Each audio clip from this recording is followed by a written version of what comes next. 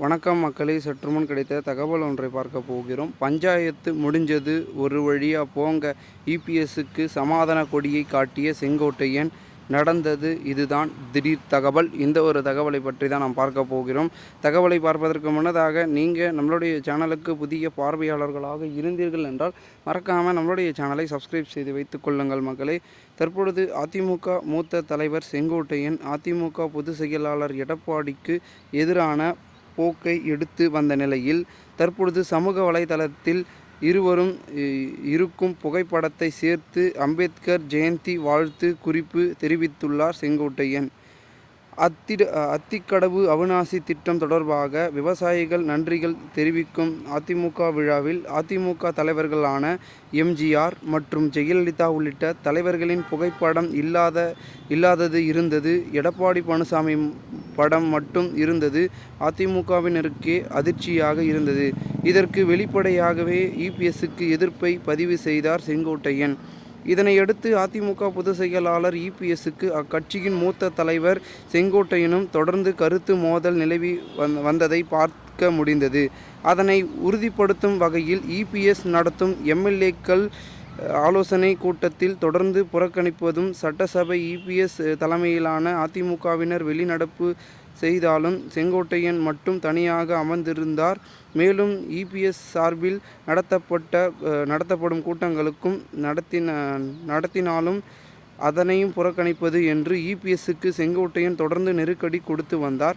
இந்த நிலையில்தான் அதிமுகவின் உட்கட்சி பூசல் நிலவி வருவதாக பேசப்பட்டு வரும் நிலையில் ஓபிஎஸ், தினகரன் உள்ளிட்டோரை மீண்டும் கட்சியில் இணைத்து பாஜக கூட்டணியில் அதிமுகவை இணைத்து வலுவாக கூட்டணியை அமைக்க பாஜக தீவிரம் காட்டி வந்தது.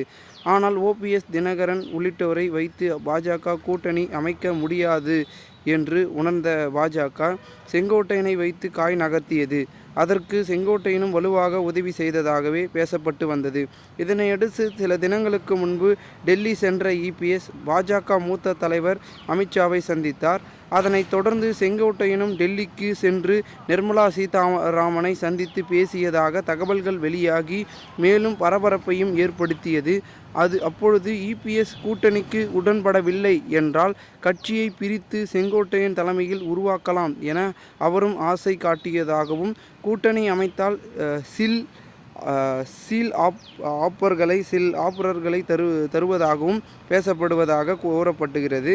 அதற்கு ஏற்றாற்போல் செங்கோட்டையனும் செயல்பட்டார். இந்த நிலையில்தான் பாஜகவின் அழுத்தத்திற்கு உட்கட்சியினர் அழுத்தத்திற்கும் சாய்ந்து கூட்டணிக்கு ஒப்புக்கொண்டார் எடப்பாடி பழனிசாமி. அடுத்து வரும் சட்டப்பேரவை தேர்தலில் நடைபெற உள்ள நிலையில் சில தினங்களுக்கு முன்பு சென்னை வந்த அமித்ஷா அதிமுகவுடனான கூட்டணியை உறுதி செய்து விட்டு சென்றார். இந்த நிலையில்தான் தற்பொழுது பாஜக அதிமுக கூட்டணி உறுதியானதை தொடர்ந்து இபிஎஸ் உடன் நெருக்கம் காட்ட ஆரம்பித்துள்ளார் செங்கோட்டையன்.